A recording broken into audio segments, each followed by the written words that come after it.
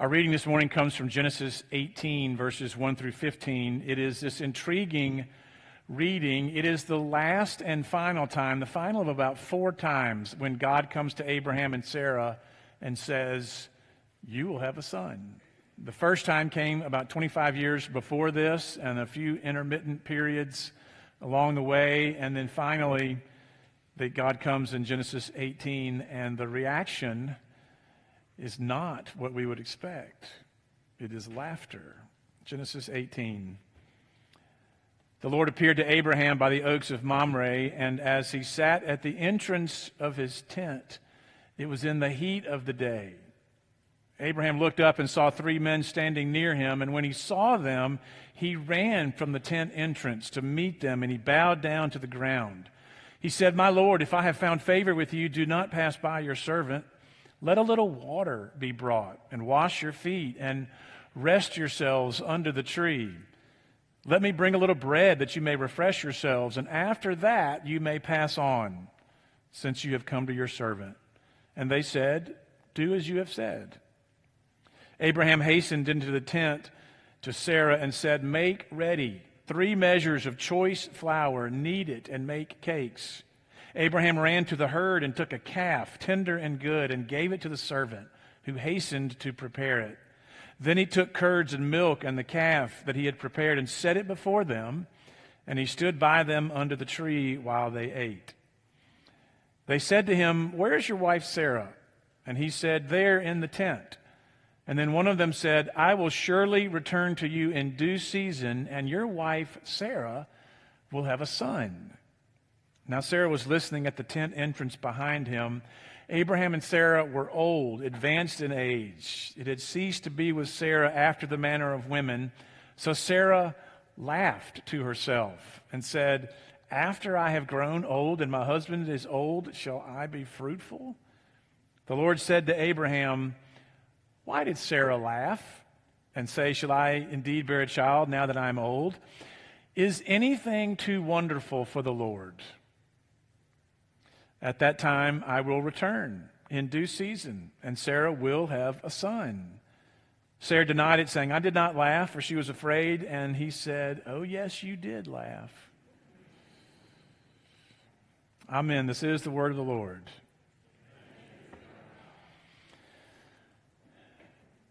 Today's lesson poses a sort of yes or no question that I have been just thinking about over and over again this whole week. And the more I thought about it, the more I realized that how you and I answer this question, how we answer it in our hearts, in our minds, it will determine the trajectory of your whole life.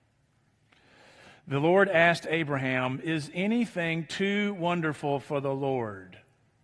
Now, there's some translations that read "too extraordinary" or "too marvelous." Some kind of distill it down and just say "too hard" or "too difficult." But there is an element in here with the word that's used in Hebrew, an element of awe, an element of astonishment. The word "wonderful" has kind of a ring of mysterious power to it. If something is wonderful, you see something wonderful, then you sort of stop in your tracks. You notice it. You question, how did this happen? Sometimes you're filled with a sense of awe, which is really an impulse to worship. You're filled with awe. Is something too wonderful for the Lord? Is anything stronger than the creative power and immense love of God? Yes or no? Easy question, right? Well, let's look at it both ways. Let's look at it first and think, okay, if we say something is too difficult for the Lord, then you are automatically putting limits on God. Limits on God's power, limits on God's creativity, limits even on God's love, limits on God's ability to redeem the lost or to save someone. God is not fully capable if there are limits on who He is. And so, of course, you know what that means. That sin that just plagues you, that sickness, that grief, that alienation in your family, whatever your suffering is stronger than God if something is too wonderful for Him. If that's true, think about it. If that's true, then in the end, all hope is gone. It is. It's that simple. If my answer to that question is yes, there is something in my life or my family or my health or my world that is too much for God, if I believe that, then that is going to send my life in a very certain direction. It will be less hopeful, less meaningful, less purposeful. If anything is too much for the Lord, life ultimately, if you think about this, think it out, life ultimately will actually be hopeless if there's any sin or sickness or sadness stronger than God. You know, there are two broad philosophical movements or belief systems or ways that have always been in operation in humanity as long as we have existed. Two kinds of powers or even forces which lead people to live hopeless lives ultimately. Now, these forces will tell you, yes, there is something more than the love and the power of God. And these forces have always been at work in human minds and hearts. They've been called different things over the course of our existence. We think of them and talk about them primarily as hedonism or nihilism. The Greek word for pleasure is hedon, from which we get our hedonism. It means something that is sweet or something that is pleasant. And there is nothing wrong with the pleasures that we get from this life that God has created in this world for us to enjoy. Nothing wrong with those, from eating a wonderfully prepared meal that tastes so good. I was looking earlier yesterday, I saw we have several church members who are celebrating 40th and 50th anniversaries, and they have these big meals with their families, and the food is good. That is so good. Good food, a fine wine, whatever you want to eat or drink. God has created our bodies to know hedon, to know what is pleasant and good in life. Hedonism, however, is a power at work in people's lives that takes us away from God, takes what our bodies enjoy as pleasant, but takes those in a sinful direction. Hedonism is making the pursuit of pleasure really the main focus of your life. It's a way to avoid the pain of life and the sin and the heartache, so to pursue pleasure at all costs. And a hedonistic life has this insatiable appetite for pleasure, often at great costs, monetarily and also spiritually. About 1 million years ago, when I was a senior in college, I was part of a big group of about 50 of us that we all went to Jamaica for spring break way back then. We stayed in the very, very cheap lodging on one part of the city of Negril. But we decided that we would go to dinner one night at the big, main, fancy resort that's there in Negril, Jamaica, the name of which is... some people do know. Some people may have been there. Have you ever been to... Don't answer that question. Never mind. It's called Hedonism. Hedonism is the name of the big resort. And there was, back then, tons of food, lots of beverages, huge party atmosphere, lots going on at Hedonism. And that was over 30 years ago. And so just out of curiosity, I did a little search this week to see if Hedonism is still in business, and it appears that Hedonism is in business and thriving. The words that greet you on the front page of the web page, the front and center words are pursue pleasure. And then there are all kinds of descriptions of how you can do just that. And the website describes the various beaches and what type of apparel is required or not required or expected, as the case may be. And that's how so many people want to pursue pleasure. And it is really easy for me to sort of look at them, or me back then, and judge them and say, what hedonists?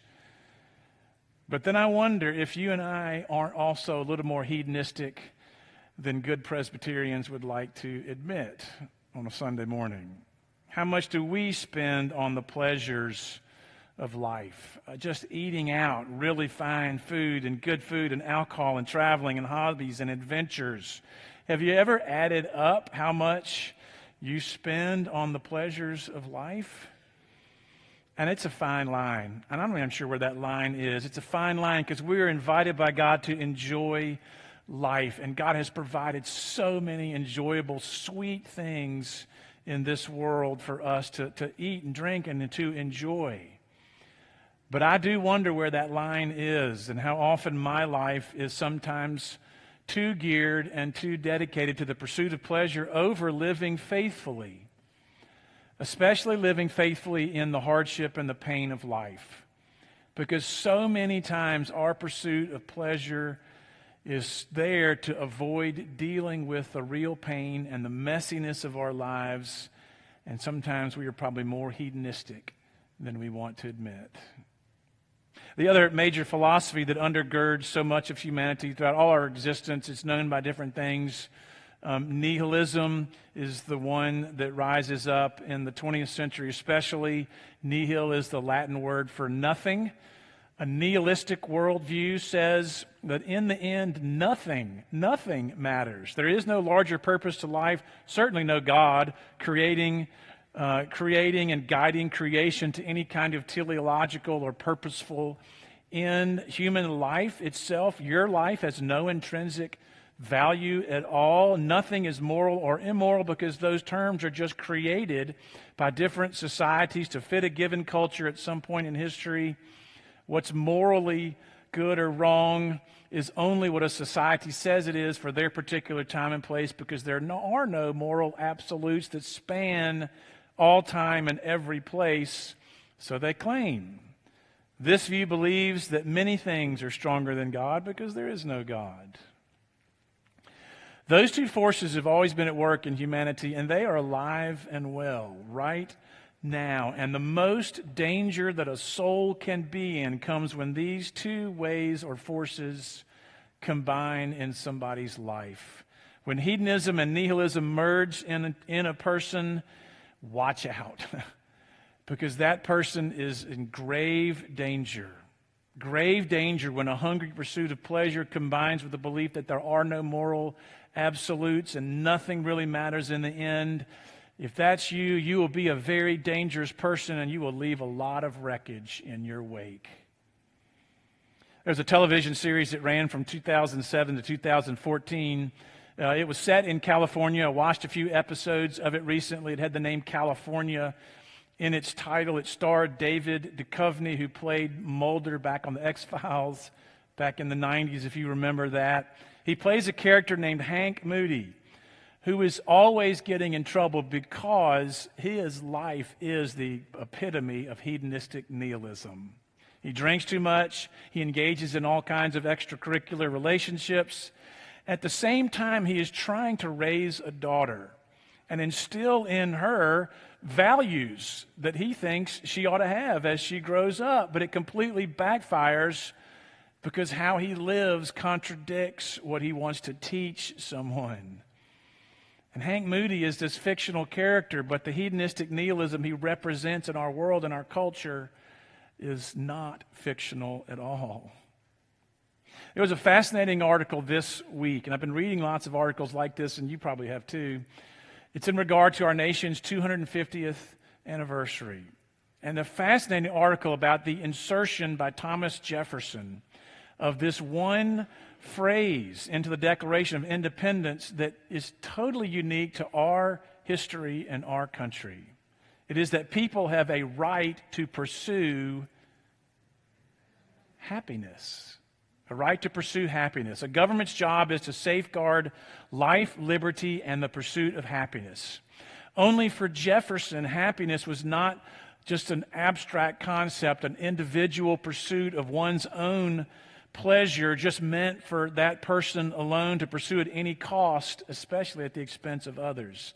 Happiness was a moral category about the meaning of one's life in relation to others around him or her. And the pursuit of happiness for Jefferson meant pursuing what brings you good purpose and meaning and joy in a larger sense to those around you in society. And it seems to me 250 years later that pursuit of happiness is alive and well in many people. But it also seems like so many people have perverted the pursuit of happiness into this over pursuit of pleasure, just for the sake of pleasure alone, often at the expense of others and cheap thrills and bodily gratification and all kinds of exploitation. If anything is too much or too difficult for God, then all hope is lost. And I will slide into a life of hedonism and nihilism, and I will hasten my own death and probably the deaths of those around me, the deaths of relationships in my life, and the death of my relationship with God, if anything is too wonderful for the Lord. Now, I can see why that was a hard question for Abraham and Sarah to answer. And they didn't answer it out loud, but they did answer it when they laughed. They laughed because of their age, because of their bodies, because of their biology. Sarah laughed at what she overheard. There's no way this can happen, she thought. It is impossible, even for God. We didn't read it, but in the chapter before this one, in Genesis 17:17, God makes the same promise to Abraham, and it says, Abraham fell on his face in front of God and laughed when he said this. Could a child be born to a man who's 100 years old? They both thought that God's power was limited by their age and their circumstances. Now, they had been trusting God for 25 years at this point. In Genesis 12, God comes and says, follow me and I will make of you a great nation. And Abraham and Sarah obeyed and they followed. They left their own homeland. Following God meant living this nomadic life, living in tents in the wilderness, camping here for 6 months or a year and moving. They moved across the wilderness. They moved down into Egypt for a season. They moved back across the desert. They met an obscure king priest named Melchizedek who blessed Abraham. Shout out to John Comer, who has forgotten more about Melchizedek than any of us will ever know in the rest of our lives. They wandered for 25 years, and they were accumulating more and more flocks and servants and men who worked for them, increasing all of this wealth. They were increasing and accumulating in so many ways, except in the one way they wanted the most: a child. And the longer they followed God, the less realistic it seemed it would happen. They started to wonder if there was something that was too wonderful even for God, something too hard for God. And so I wonder about you in your own life today. Where does this Sunday find you? Is anything too wonderful for God? Are you in some intractable situation that is just too much even for God? And maybe it's your life or your lifestyle or anything that seems just too impossible for even God to redeem. Remember what Jesus said in his own ministry? Jesus echoed this passage in his own ministry when he was teaching his disciples. One day, they were teaching about salvation. Jesus said, nothing is impossible for God. He was teaching his disciples about salvation and who God can and does reach out to save. They're just sort of astonished at his answer because they don't understand it. They don't think he's right. And they just say, well, who can be saved? And Jesus says, for man it is impossible, but nothing is impossible for God. And think about Jesus in his own ministry. He spent his whole ministry doing impossible things for people. He healed so many deadly diseases. He opened people's eyes. He opened people's hearts to be transformed and changed. He reconciled enemies who hated each other. He brought families back together again. He forgave people who couldn't even forgive themselves, and he gave them a future. He fed people whose bodies were so hungry, but whose souls were even hungrier. And then he did something so wonderful that only God could do. He went to the cross to address all the hopelessness and sin and pain of the world. He went to the cross to absorb into his own body all of the hedonism and all of the nihilism and all of the other isms and movements and sin and all of history. All the sin caused by all the world and all of the history he took on his own back. You see, the cross is God's pursuit of you. No matter what you pursue, you can be totally hedonistic and you can believe in nothing, and Christ still died for you. God pursues you so that you won't have to pursue anything else in your life. There's nothing sweeter or better than God, and God is pursuing you day after day so that you can make life sweet and abundant in Christ. God kept his promise to Abraham and Sarah. He brought them great joy, and he promises to do the very same thing for you and for me, no matter what circumstances you find yourself in today. God will keep his promises of abundant life. God keeps his promises over the long haul of life to provide for people, to give us joy that we could never create for ourselves. The greatness of a life of faith is this sort of daily, continual discovery of what God is doing for you and keeping promises and providing a future for you.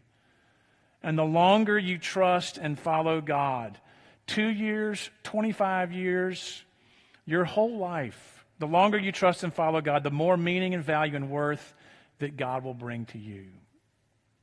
So it's a simple question. It changed the trajectory of Abraham and Sarah's life forever. It'll change your life and my life when we answer it. Is anything too wonderful for God? I was hoping we'd get a chorus of no's. Is anything too wonderful for God? Amen.